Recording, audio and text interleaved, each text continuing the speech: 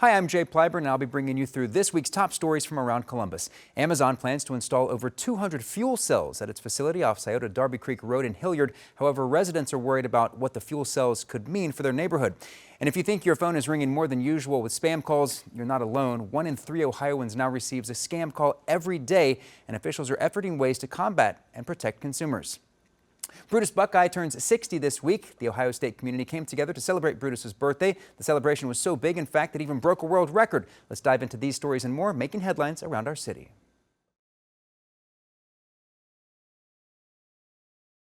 All of this construction along I-70 is being done to make your commute safer, but it hasn't been without a lot of bent metal along the way. Head-to-head traffic, tight lanes, and a lot of orange barrels. It's the current reality of commuting between West Jefferson and Hilliard-Rome Road west of Columbus. It's also a stretch of road that's become acquainted with traffic accidents. Because these crashes vary. We do have 9 that were commercial related, 1 that was OVI related, and 2 that were speed related. The stretch is a little less than 6 miles, but since construction started in May, Ohio State Highway Patrol has responded to 22 crashes up to today, most of them minor, but that's more than double the same period last year when Highway Patrol only responded to 8. And that doesn't include crashes handled by Franklin or Madison County deputies. So when you get into these construction zones, it's tight. There's not a whole lot of room to move around, and simply looking at your phone for a second or two, you could be up against the wall or in another lane. Lieutenant Merrill Thompson works out of the West Jefferson post for the Highway Patrol. We do whatever we can to make sure first responders get there as quickly as possible, but safely as possible as well. Not only are crashes a hazard for other drivers, but they can make it a challenge for emergency responders to get there quickly. They work with ODOT on ways to get there, including driving on places that you and I can't. And if we have to, and everything's shut down, we'll come the wrong way, safely of course, but the road is closed. The biggest thing you can do to make the road safer for yourself and everybody else around you, put the phones down, pay attention, and slow down in those construction zones. In West Jefferson, Colin Dorsey, 10 TV News.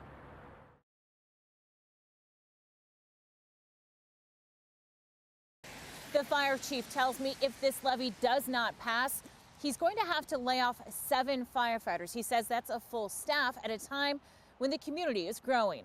Oftentimes people don't think about services like fire services and police services, and you know, it's an insurance policy, and that's what it is, and I cannot fathom living in a community that doesn't have adequate safety services. Katie Hedges is passionate about supporting the levy that will provide funding for Circleville's fire department. It's not about getting more, it's about sustaining what we have and developing to account for that development that's coming to us. Safety Director Paul Pride explains this levy comes at a time when there's massive growth in the area, including 1,400 new homes. What this levy means is being able to continue to support those fire and EMS people, the personnel, to make those runs.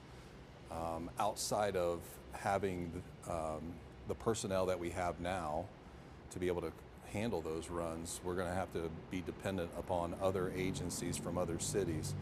And so when you run into those kind of issues or challenges. The previous levy passed in 2019 has expired, and a 0.5% levy is on the ballot to replace the expired levy. It's an income tax, and Circleville has a commuter tax credit, so residents who work outside the city won't pay. It'll cause delays in our response. We'll have to, people calls for 911 for a medical call, we have to rely on our mutual aid partners, and sometimes it's 10, 15, 20 minutes because when we get busy, they get busy. Circleville Fire Chief Brian Thompson explains in the 6 years he's been chief, the number of runs his department takes every year has increased by 57%. He says he can't imagine doing that work with fewer people. A lot of times people don't know that they need us until they need us. So, think of your loved ones, think of your neighbors, think of, the schools that we have in our area. Somebody needs 911, somebody needs the fire department and the EMS. And the whole levy isn't dedicated just to the fire department. Of the 0.5% of the levy, 0.1% would go to the roads if passed. In Circleville, Lacey Crisp, 10 TV News.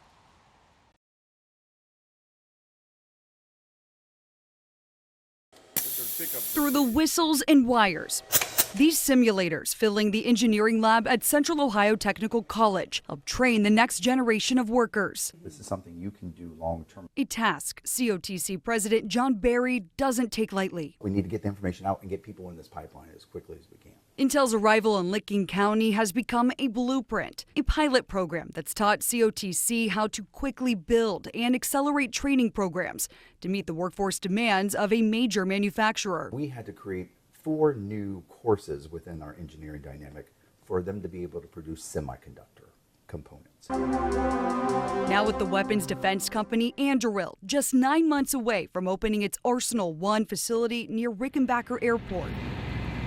Construction is already underway. Barry says they're ready to start those conversations with the company to see how COTC can adjust or expand its courses to help build a lasting workforce pipeline. In a statement, a spokesperson with Anduril says in part, quote, "We anticipate hiring more than 50 people for Arsenal 1 by the end of 2025. And next year, we plan to ramp hiring, bringing more than 125 jobs on board by July to support the first products coming off the line at Arsenal 1. The spokesperson added Anduril is on track for hiring to meet their commitment of 4,000 jobs by 2035. When we meet with Anduril, we'll have the same kind of curricular map discussion. They may say, for defense contracts, we want the students to have some measured understanding of that industry sector.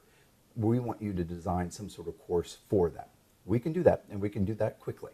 Anduril's Vice President of Strategy, Zach Mears, says the company's workforce pipeline will span a wide spectrum, bringing in employees with diverse educational and training backgrounds, not just from Ohio. And he says that pipeline should begin early, reaching students as young as middle school. You're not reaching kids from 6th grade to 8th grade, transitioning to high school, especially for those kids that are interested in a technically oriented trade.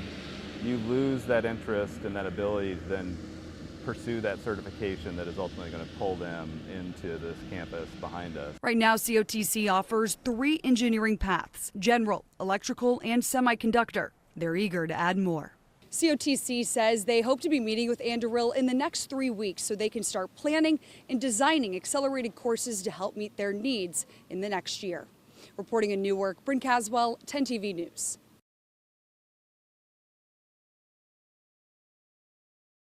When I saw you 48 hours ago, I mean, you were somebody who was on the verge of tears.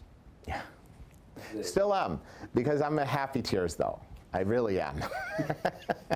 Right. I mean, I have to admit, it's since you've been with us with the whole transition from the start to it, it's been a complete roller coaster. Moving to what we call a community-based heat clinic. It's a new day for Dr. Iyad Hassan and the Breathing Association. I was totally taken back in these even less than 48 hours, really.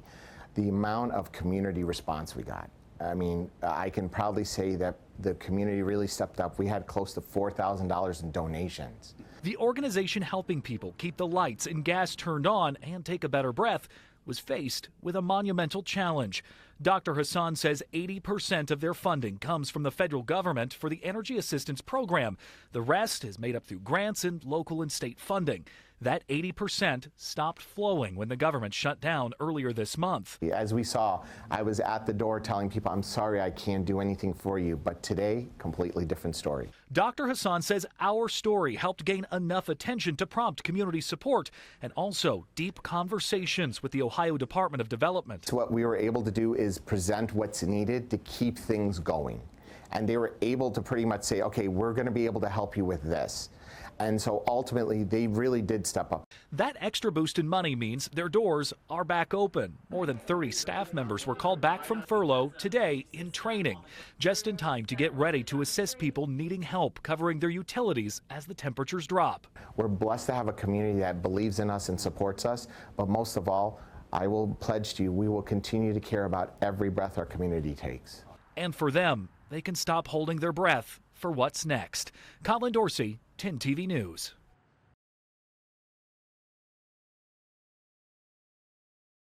While concerned residents watched, Hilliard City Council voting tonight on a series of measures they say will help to fight back against a fuel cell system going in to power an Amazon data center here. Just because we may not win doesn't mean we do not try. It does seem like a David versus Goliath situation. Annette Singh is angry. I'm actually angry, I'm frustrated. It seems like there's really nothing stopping them. She is among at least 700 Hilliard residents who, in just the last 4 days, signed this petition urging Hilliard City Council to challenge plans adding 200 fuel cells to a new Amazon data center off of Scioto Darby Creek Road. Council members say a new state law allowed the proposal to move forward without city approval. We were told there's nothing we can do about it. It's at their total jurisdiction. And it seems like the fleece was pulled over everyone's head. She says neighbors have a host of safety concerns, noting a large gas pipeline will fuel the cells. The mom of 3 says she's especially uneasy with an elementary school going up nearby. It doesn't make sense how Hilliard is promoting better education for its students, but at the same time risking the health just for Amazon. Before Singh and others shared their concerns, council members already moving on the issue. We don't actually have much information at all about the long-term impacts on the environment and on the health and well-being of all who call Hilliard home. We also don't have other data centers reliant on fuel cells of this size to compare to. Voting unanimously to have the city's law director explore all legal avenues to stop the plan from proceeding, including hiring outside counsel. Potentially including an injunction and/or an appeal to the Ohio EPA by November 8th. Also moving to have the acting city manager draft a letter to relevant parties, including Bloom Energy, AEP, and Amazon Web Services, laying out residents' concerns and seeking clarification on the technology, and to create a frequently asked questions page on the city's website where residents can learn more. Many stepping up to thank council for the motion and to reiterate what's at stake. My first thought was we need to move because it was that concerning for us. We feel betrayed by the Ohio board, by AWS, by AEP. An AEP spokesperson said in part, quote, fuel cells have proven to be a safe, clean solution for customers' energy needs. The city of Hilliard has just 2 weeks to appeal the decision. Reporting in Hilliard, Libby Cathy, 10 TV News.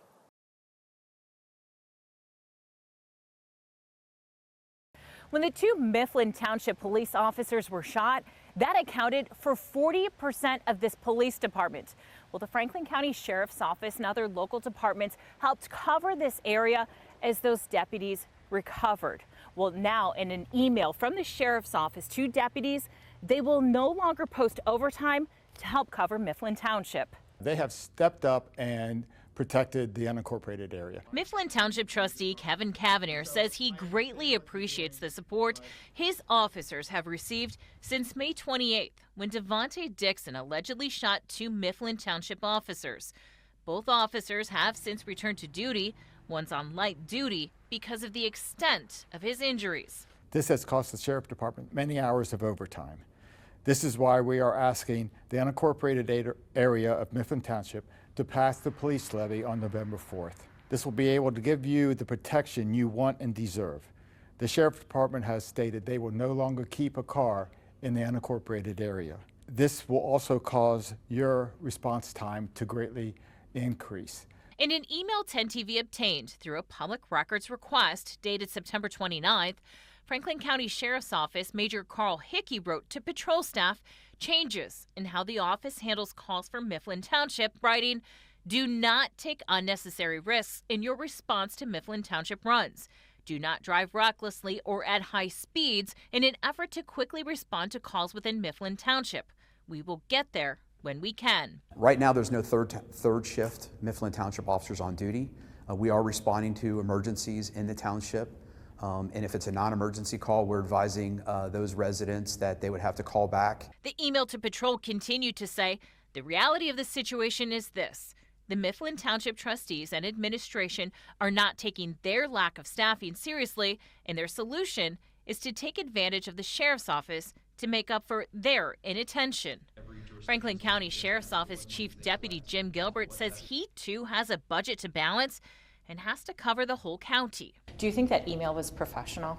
The email was professional, and I think that the email covered frustration that we've had through this process. Mifflin Township argues they have communicated staffing needs through emails and say they are trying to have 24/7 police coverage. And we do not have the money just to hire 2 new officers. So that statement is incorrect. and we take our job very seriously. Trustee Cavanier warns if the levy in November doesn't pass, trustees will have to consider closing the police department, which would mean a greater need for the sheriff's office. Under ORC, doesn't the sheriff's office have a responsibility to patrol in areas and provide security for areas and townships that don't have a police department? That's responding to emergencies and calls to service. That doesn't necessarily mean that you're going to actively see us patrolling. We have 9 townships and 3 villages where we have primary law enforcement responsibility for. Chief Gilbert explains the sheriff's office will continue to assist Mifflin Township, but he says it may take longer for them to get here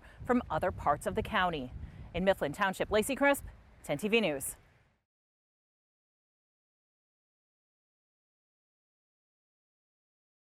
This all started last February when a family staying at a Hocking Hills cabin found a hidden camera in their bathroom. Deputies traced that camera back to the property owner, and since then they've gone through dozens of files and identified more than 60 victims, including 13 children. It was supposed to be an idyllic stay in the hills at a cabin called Sly Fox Lodge off State Route 664, until investigators say a family found this camera hidden in the cabin basement. It was in view of a commode, which was in the far left corner of the bathroom, and also in view was a walk-in shower. And it was hidden in the track ceiling, like a drop ceiling. Detective Lieutenant David Wright poured through video files that showed guests using the bathroom and several files showing the property owner, Jason Yard, adjusting the camera. Lieutenant Wright says Yard bought the cabin in 2019. The video files in the camera they recovered date back to 2023. Don't know how long the camera had been there prior to the actual recordings that we have. Sheriff Lanny North says this is the first time his department has investigated a case like this. And when you come to a cabin, as you do a hotel room somewhere, you expect your privacy and a secure setting. And this happens to be one that wasn't so private. Detectives say the camera hidden inside that bathroom was the size of a thumbtack. That's why it can make these really hard to find. But they say there are some things you can look out for. Check where extension cords lead to. Check for Wi-Fi and Bluetooth networks you don't recognize. And use a flashlight to look for a reflection from a camera lens. Last week, a judge approved a plea agreement in the case. Court records show Yard pleaded no contest to 1 second-degree felony, and he'll have to register as a sex offender. The suspect, Jason Yard, will be back inside this Hocking County courthouse on November 12th for sentencing. He faces a maximum of 8 to 12 years behind bars. Reporting in Hocking County, Carla Rogner, 10 TV News.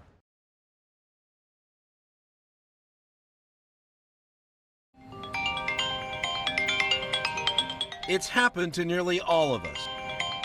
Unwanted robocalls that fill our phones. I probably get 40 to 50 calls a day. 1/3 of us get an unwanted robocall a day. I'm not proud of this, but I swear at these people. They make me so mad that I actually cuss at them. As a business owner, Amy Sugar says she's tired of it. Because I'm a small business owner, it could be a potential customer. And in the pet sitting business, and so I'm sure this is with other businesses, if I don't answer the phone, they'll call somebody else. New research by the Public Interest Group shows instead of getting fewer calls, as was expected when phone companies were ordered to install anti-robocall software, we're getting more. It is quite disappointing and frankly frustrating because people are getting more and more of these unwanted robocalls. Unwanted robocalls went up by about 20% year over year. The PIRG study revealed that of the more than 9,000 phone companies that filed with the Federal Communication Commission, only 44% have completed the software designed to fight off the robocalls. Why? Well, it's pretty simple. There isn't enough enforcement. There aren't enough consequences.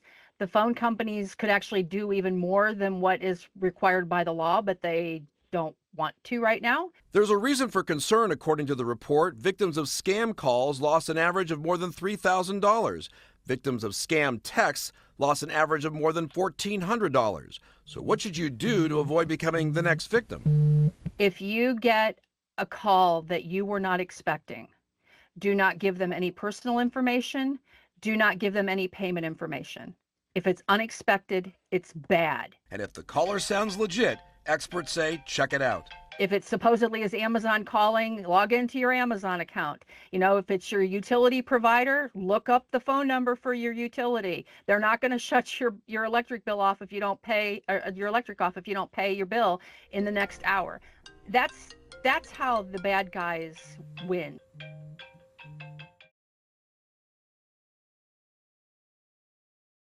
The mayor of Pataskala says Susan Conley hosts regular farmers market at the Veteran Greens here in Pataskala in the summer. This year, she applied to have a winter farmers market, and as part of it, she wanted to include a live nativity scene. The mayor says the city originally denied that part of her request because there were concerns about having religious expression here on public property.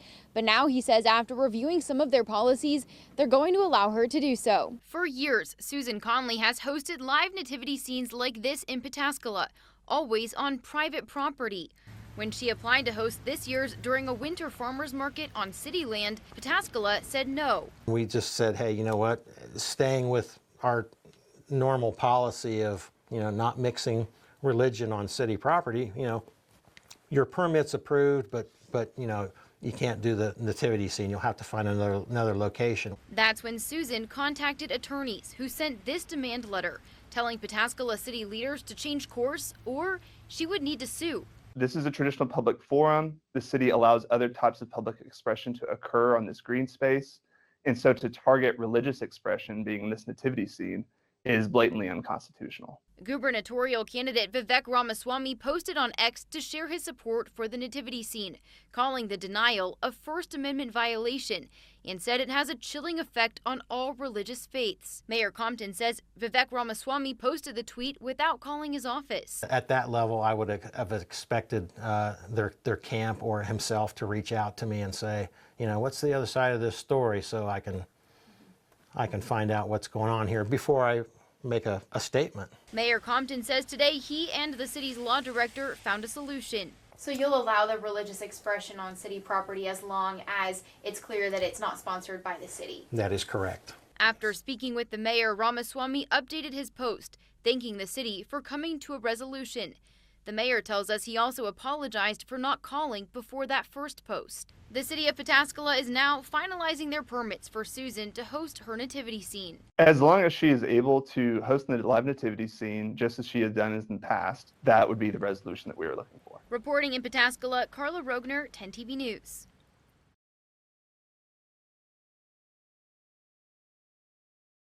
This is like the perfect comeback, the perfect first thing to do post-op. Less than 6 months after undergoing brain surgery, Morgan Grant is getting ready to lace up her running shoes again, this time in the TCS New York City Marathon. It's going to be a very different marathon for me.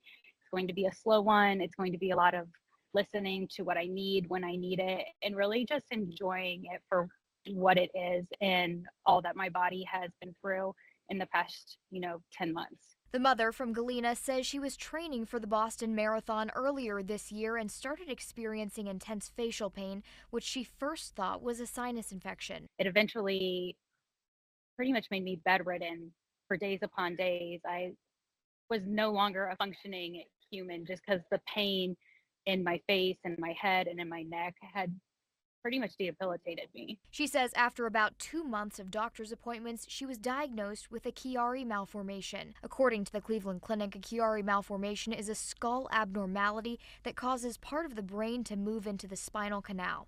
Despite receiving the diagnosis in March, she was determined to complete the Boston Marathon in April. This was like my next big goal. This is what I was going to do. Roughly 2 weeks after crossing the finish line in Boston, she went in for surgery. So I was really, really, really scared. And that's, kind of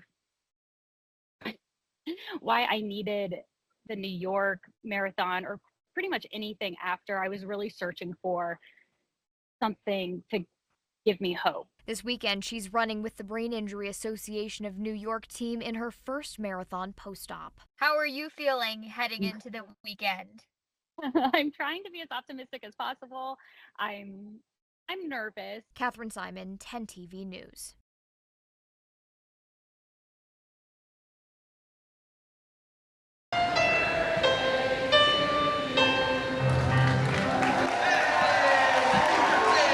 A celebration fit for a Buckeye. But not just any Buckeye, the Buckeye. Brutus is our hero. The Ohio State University celebrating 60 years of Brutus. 60 years ago, he first walked down the ramp at an Ohio State football game. He's iconic. He's like the spirit of Ohio State. If we didn't have Brutus, it would make it like 10 times worse.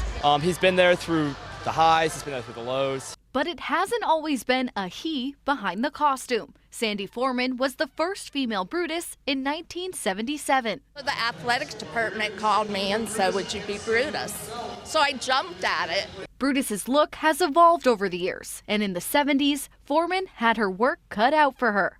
It was heavy. It was almost 100 pounds. Some of those looks over the years, a bit nutty. It's been really cool to see the evolution of Brutus over the years through just costume and history. Gotta be honest, I love some of them. Not a big fan of the others, but I respect it. I respect different looks. We all gotta try new things. Aside from the fanfare of the football games, it's the work Brutus does beyond the stadium that stands out. Everyone thought it was kind of crazy how they said 600 service projects he went to the last year. He's in the hospital talking to the patients. He's a source of hope for a lot of people. Brutus is the symbol of resilience. You know, if the team gets down, if things are going bad, he's always smiling. A moment of appreciation for the heart of the OSU community. Happy birthday, Brutus! In Columbus, Carly Dion, 10 TV News. That's a wrap on this week's edition of Around Columbus, your look at the stories shaping Central Ohio. Thanks for spending time with us. Stay safe, stay informed, and we'll see you next time. And don't forget, you can always get the latest updates on the go with the free 10 TV News app.